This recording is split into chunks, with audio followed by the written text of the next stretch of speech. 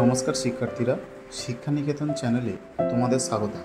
আজকে আমরা কলকাতা বিশ্ববিদ্যালয়ের ডিএসসি বি3 অনার্স পেপারের ছোট প্রশ্ন নিয়ে আলোচনা করব।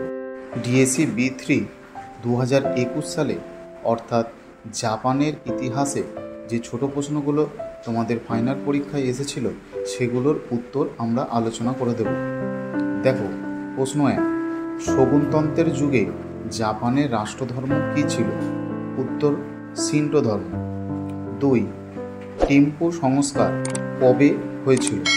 উত্তর শোগুনতন্ত্রের শাসনের শেষ দিকে।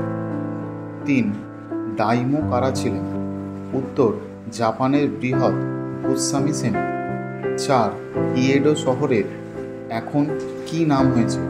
উত্তর টোকিও। 5, বাকুফু বলতে কি বোঝে?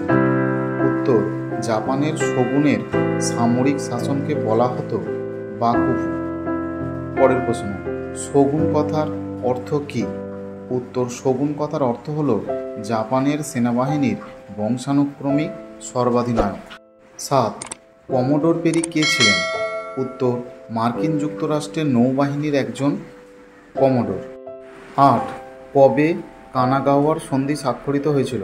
উত্তর 1854 খ্রিস্টাব্দে। 9, মেইজি শব্দের অর্থ কী? উত্তর সভ্যতা ও জ্ঞান দীপ্তি।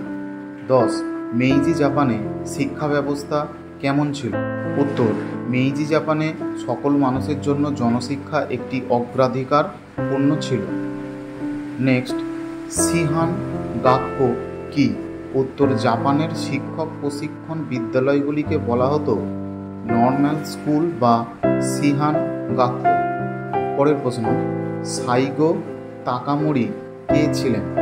উত্তর একজন মেইজি নেতা যিনি সাতসুমা বিদ্রোহে নেতৃত্ব দিয়েছিলেন। নেক্সট, কবে জাপানের নতুন সংবিধান প্রবর্তিত হয়?